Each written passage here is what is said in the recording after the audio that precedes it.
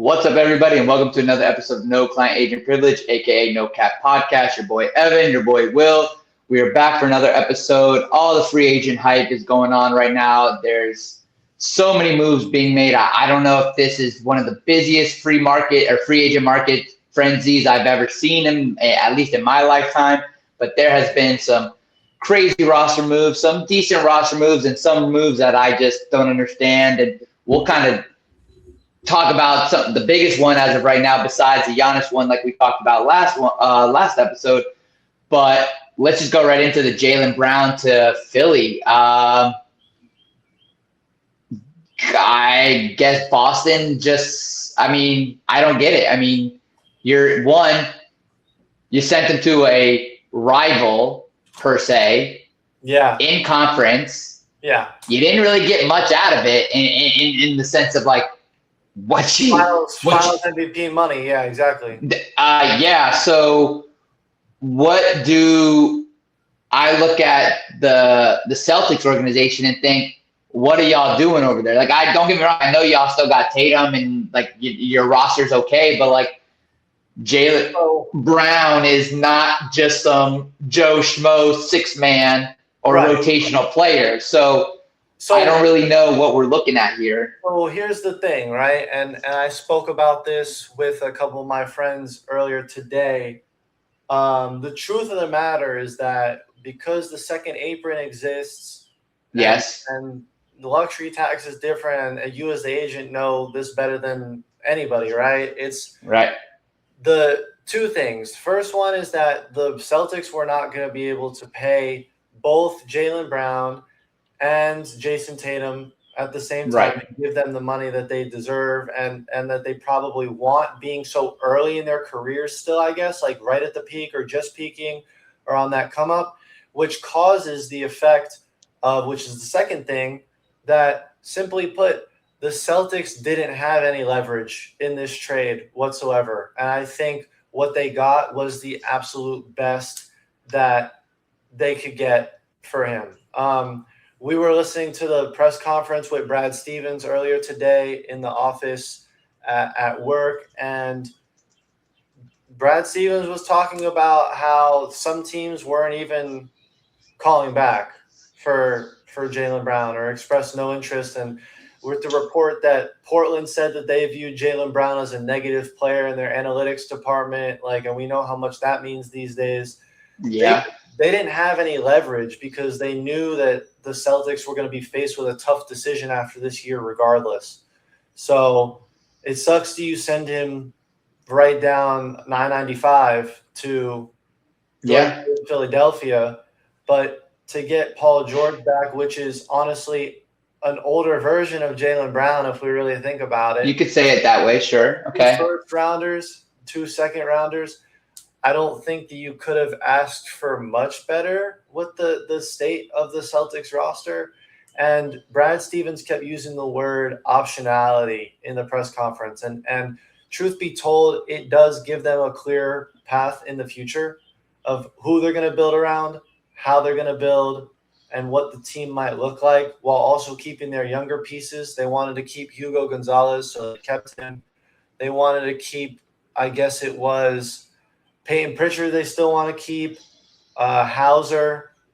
I think there was some other guy, I'm forgetting his name, like a younger piece that other teams wanted and they just weren't willing. Maybe like Luka Garza? Yeah, him. Yeah, Garza. I could see Garza being on. I could see the way he played the last year now, like he actually developed. I could see that being a name that was probably thrown around on the who they wanted to keep in future and stuff like that. I think, like you said, with regards to the second apron and, the CBA, of course, it does penalize teams with star players that they should get paid more.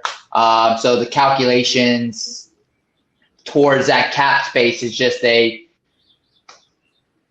detrimental to what you want to build from a championship roster.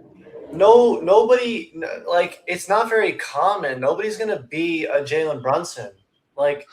You don't really see that. I mean, even LeBron could have taken at 40, I guess at the time he signed the deal, it was 2 years. So what, 39, 40 years old, could have taken less money in his last contract, and he did. And the Lakers could have probably went out and gotten some better talent to put around him and Reeves at the time. I'm going back to the time when he signed the contract. Obviously, Luka wasn't there yet. I just don't see how the Celtics were going to make it happen if they had sat down with Jaylen Brown and Jason Tatum, whether together or separate, and been like, are you willing to take less money? That's what the conversation would have come down to. I think they should. So like, here's my perspective on it with regards to that, right? Like, because you say, could you have had that conversation? Yeah, you probably should have had that before any moves. I feel like what would that conversation done any differently to what has already happened? Like, right. I can almost guarantee that the Celtics front office didn't even bother having that conversation, just because they figured they would make the move now instead of waiting to have that conversation and taking the risk, which I understand, but I feel like there's a little bit more to what has been kind of brought up with the relationship and the roles that have I don't want to say downspired, but right. Basically have unfolded throughout these last few weeks. Right. So maybe the conversation just wasn't worth it to the front office at this point. I don't know. I mean, again, I feel like the conversation probably could have been had a little bit sooner about, hey, Jaylen, are you okay with making another championship run at a lower pay so we can keep people? Or is it, hey, man, I want to get paid. If I can't get paid, let's find a mutual agreement to send me off, which is basically what happened anyways. So I don't know. I mean, I guess there could have been some feeler questions in the sense of to his agent maybe to say, hey, what do you think Jaylen thinks on, maybe taking a pay cut for next year? Because, I mean, some of those agents out there, and I can tell you from, just in the industry, the conversations is always get my client the most money that they can as an agent. If my client tells me I'm willing to take a friendly deal to win another championship, yeah, I don't really know if I want to tell a team that as an agent. You know what I'm saying? Like, do I really want to tell a team that he's willing to do that? Right. I don't know. I mean, I can kind of understand Jaylen also not wanting to give the leverage to Boston to do that. It's kind of a slippery slope once you do that. You hit the nail on the head when you said, do you wait another year, see what happens, and then it would basically result in a sign and trade. And we both know that sign-in trades don't yield the best returns because Agreed. At that point, what leverage do you have left? I think the Celtics were just playing with the hand that was dealt, and I don't think anything that the Celtics do is going to go over well with all their fans. We know how Celtics fans are. So right. It's tough to be in Brad Stevens' position. I think if you look back, you should be thankful that you won a championship. You were there every year, basically every year. Well, in the past 5-6 years, years, you made it to the finals twice. You lost once to a Warriors team. That was just on that year, and they weren't looking like they were on, but they had one of those runs in the playoffs, and they ended up putting things together. You win a championship together. What else? I mean, what else could you really ask for? I think the Celtics have to do what's best for them going forward. It's not even a rebuild. The Celtics weren't even supposed to be second seed in the East last year. I'm so confused. And I think maybe that's where so much of this gets lost is that why are they getting rid of Jaylen Brown? Why are they getting rid of the guy that carried the team this season? Why are they getting rid of the guy that won Finals MVP? Would Celtics? But I think, like you said, the Celtics fans, they're gonna be upset no matter what. Even if there isn't much you can do on it. So it makes again, it kind of like you said, no matter what they did, whether they waited a year or they did it now like they did, it's not really gonna make a difference. So again, trying to see what Paul George can do in his later years. It will be interesting to see how it pairs with a Tatum who is coming into his prime, is in his prime, and still has some years to go. So could be interesting. Like you said, they've got to pay a couple other guys to kind of keep the roster growing and getting better. But a couple other re-signings. Wiggins to the Heat is official. We all kind of saw that coming. So again, I don't know if we need to really harp on anything with the Heat. I think the next question is just what does Pat Riley have left in the bag to bring LBJ to the 305? Is that still in the cards? According to Rich Paul, it is. The Heat need a backcourt. Tim Hardaway Jr. is not going to cut it. Well, again, do you re-sign Oladipo, the guy who, if you take Davion Mitchell off the court defensively, you're not worried about the next guard coming in to just be a scorer or just be a defensive, lockdown. This is a guy who can 10-year vet with injuries, but he can play ball. And we saw him do it, averaging 15 plus in the G League this last year and having multiple 20 plus games. So it's like, are you're saying we're trying to figure out how they're going to do it with this cap. Victor is a guy that you could maybe, sign for the league minimum, maybe a little bit more, and build that roster, have some depth at that front court or back court for it. I see him as more of a shooting guard, but you see Oladipo as a shooting guard? More so. I think so. I think at this point in his career, he's got to become that guard. I like that point guard, that veteran role of bringing it up the court and running the offense. That's where I look at him now. But you could have a point. It could just be relative role to the offense as well, to the offense or defense. I'm not quite sure where Miami would look at him, but that's another re-sign or free agent signing, however it is you want to look at it. But I think the next big trade that we can kind of get into is the pairing of Lamelo and Edwards. Right. That's a lot of offense. I'll say that much. Like, it's a lot of scoring, a lot of points. A lot of funny sound bites too. Yeah, there's a lot of clip art right there in that pairing. Yeah, I think that it was a very stupid trade.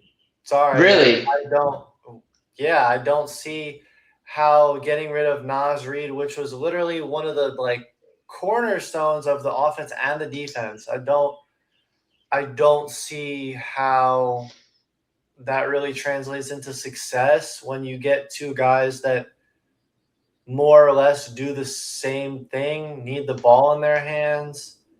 I don't see how this works out at all. So you don't see the chemistry working out?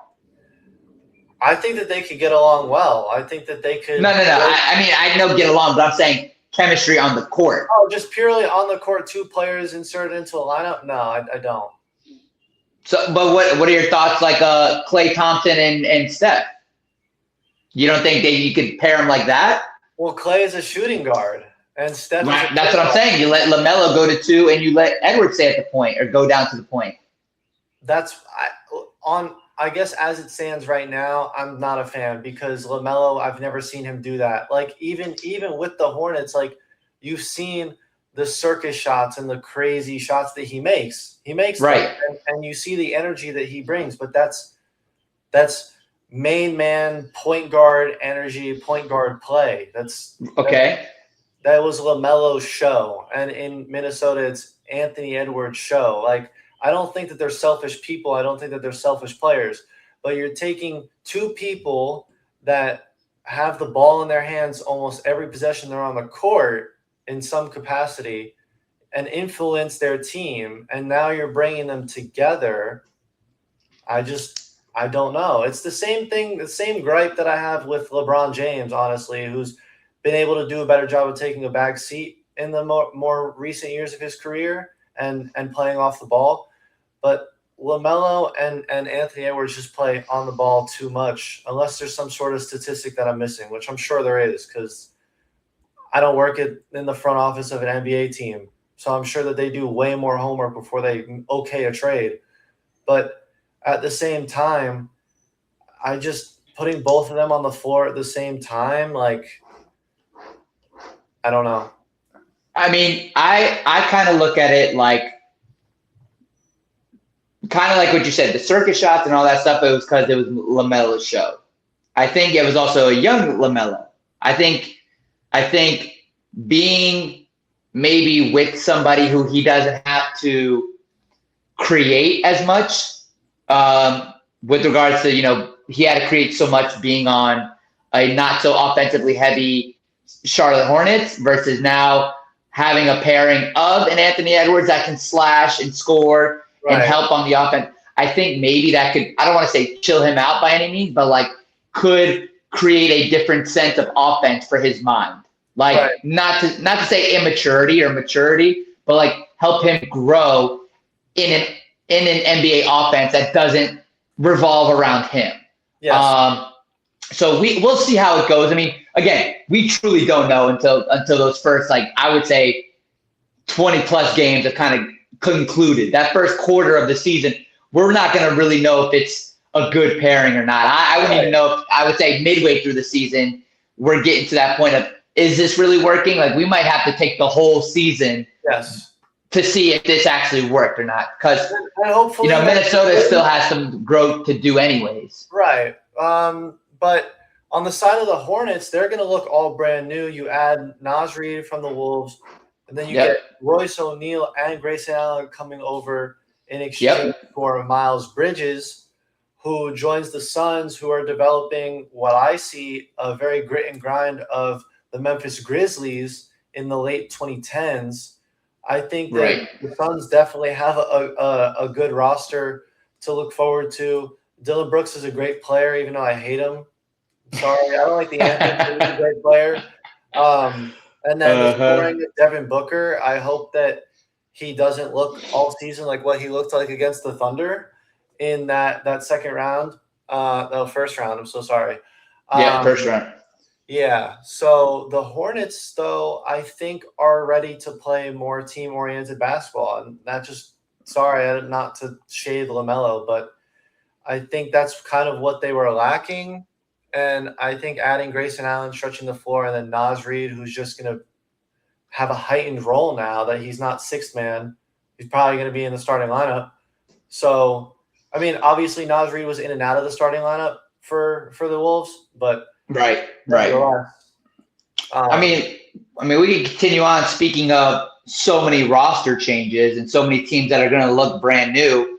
I mean, we could just talk about both LA teams as of right now, considering they're both, I can't tell if they're in the fuck it stage of it rebuild or they're thinking that these are championship rosters. I can't tell what they think of both of these squads right now. Are we in rebuild with Redick and we're trying to, create this new face of an organization? And are we going back to square one and with the Clippers, or are we thinking that these are championship roster runs? Like, I don't know where we're at with these. Like, I can say with certainty that the Clippers do not believe that. I think they're trying to get some young talent and try to make an exciting push at something. But aren't the Lakers kind of doing the same thing? Aren't they in the younger trying to build it up? Like, or do you believe that they're further ahead than the Clippers are? I think they're further. I think the Lakers are further ahead because of Luka. The Lakers mentality is that they're going to be poised to compete in the West this upcoming year. I don't think the Clippers think that, but I think the Lakers think that, and that'll be interesting then. Yeah, it'll definitely be interesting, and obviously free agency is not over. We'll have a couple more conversations. There'll probably be some big splashes. Oh yeah, no doubt. Outside of LeBron, forget that. But I think the biggest thing with the Lakers is that they promised Luka Doncic a team that was very similar to the Dallas Mavericks that made that run back in 2020. What was that, 2025? Yeah. 2025. Yeah. Right? Well, the Celtics just won in 2025, did they not? Oh, no, 2025 was 2024 23-24 season, yeah. 23-24 Mavericks team that made it to the finals, obviously beat the Thunder in the well, second round. But regardless, I just see the Lakers thinking that they're going to do something this year. And honestly, if the Wolves do regress, like I think that they have because of this, and everybody else kind of stays the same, relatively speaking, the Thunder and the Spurs are still going to be at the top. And then what? Hopefully the Nuggets. I mean, the Nuggets haven't made any moves. They might end up sliding down the totem pole. I think the Lakers will be there. Whether they win the championship or not. I don't. Not with the current roster, but I think they are in championship mode. I think the Clippers are really just trying to spark up something new. I mean, speaking of Denver, with Jokic coming out and saying that he's lifetime Denver, that kind of, you're going to have to promote Joker as the MVP that he once was. And, he's going to have to, they're going to have to build the team around him no matter what, because he's going to be there until he retires. So that's on them. He still is the MVP. Any of the years he hasn't won it, he could have easily won it. For sure. It's more so where the West sits, more so than his fault, like Denver in general. The West is just so stacked from the top 5 teams. All 5 of the West could probably be a top 1 or 2 seed in the East. Right. San Antonio, all 3 of those teams here could have easily been the top seed in the East. Or a top 2 seed in the East. So exactly, even the 4 and 5 seed in the West could be probably the 1 and 2 seed in the East. I mean, that is exactly. So again, where LA sits with, especially with the Clippers trading Kawhi back to Toronto, it's kind of like, where kind of what we just said about where does the Clippers gang, look at themselves now? They're trying to build around who on that roster? Like, who is going to be the person that Clippers lean on to be the face of the organization? Brandon Ingram and Rui Hachimura. But how old's Brandon now? He's got to be older than me, I feel like. Let's see. Brandon Ingram. 28. So he's a couple years younger than me. So he's got some time. Can you build the team around him? I mean, I don't really do I consider him in his prime? No, not really. I feel like I wouldn't consider him like in his prime. I feel like he still can grow and get better. I don't know if I would say that. So I guess Rui is young. I believe Rui's he's only 24, 25. Yes. And the Clippers did just draft. No, Rui is 28. Rui's 28 too. So they're both 28. Right. And the Clippers did just draft Keaton Wagler. So yeah, I think that they're just getting ready to start something new. And honestly, it makes sense with the brand new arena.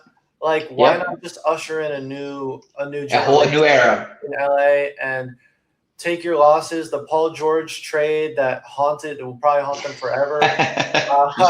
Is the least. Finally coming to a close with the Thunder making, I think, the second to last pick or the last pick this year out of that trade, out of the 7 first-round picks.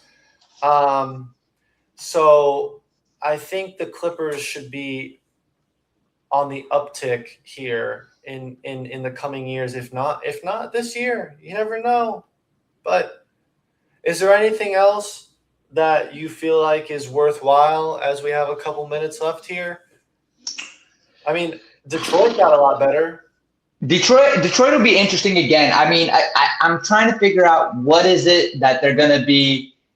It's not like they really didn't have a team to win a championship last year. They just choked. It's not like their team couldn't have won it last year. It's not like their team couldn't have gone in and done something. They just they gave it away. So it's like for me, I truly look at them as like, hey, you're doing what you're supposed to. You've made some trades to keep you better. Like, what do you do now? What's this team do now? So I don't know. I mean, I'm interested to see how it turns out for Detroit, honestly speaking. Well, they had John Collins. Yep. and then they add Isaiah Joe via trade. Yeah. Stretches the floor tremendously. Who did they trade him for? Or was it just draft picks? 2 second-round picks. 2 second-round. Okay, that's what I thought. I just wasn't sure if there was a player involved. Another instance of just not having any leverage at the point of the game. Everyone knows the Thunder are a small market team. They don't want to go too far into the second apron. Right. That luxury tax. That hurts you way harder on a small market team than it does like a Boston, LA, or somebody like that. And players Most people don't even realize that. Players like that are just worth more than what the Thunder were going to be able to give them. Simply put, like they're extremely good players. So, and then Detroit is going to keep Duren, not keep Duren. I guess we'll see. Maybe Collins is his replacement. But let's see. I don't know. I mean, Duren's even bigger than him. I mean, Collins is a big dude. Don't get me wrong, but like Duren's he's a big dude. I remember walking by him at Summer League last year, and I was like, damn, like that's a big boy. I didn't realize how big he was. Like JC is a big boy. Like I mean, he's from South Florida, so like I've known him for forever. But like Duren, that's a dog right there. Like he is a tank when he walked by me. So, and most basketball players aren't really built to that. There's very few basketball players that are built in that frame like that. Like I would not consider JC to be as framework wise as big as Duren. It's gonna be interesting to see but JC is as athletic as Duren. So they wouldn't lose anything athletically speaking per se, but if that's where I go, I don't know. Like I said, Detroit is very interesting as of right now. They have a lot of leverage. They do have some cap space as well, so it could be interesting to see what they end up doing. Like I said, I don't see them being a non-competitive team. Like they just were there and they blew it. Now let's see if some of these moves have put them into a position to where now they're mature, playoff experienced. They know what they're doing. You know what I'm saying? So we'll see what ends up happening. Absolutely. But all right. So, you good? I'm good. All right. Perfect. So we'll see exactly how, I guess we could have talked about USA tonight, but that game will be over before this episode airs. So hopefully Team USA can pull one off. But for another episode of No Client Agent Privilege, a.k.a. No Cap Podcast, your boy Will, your boy Evan, and we are out. Peace.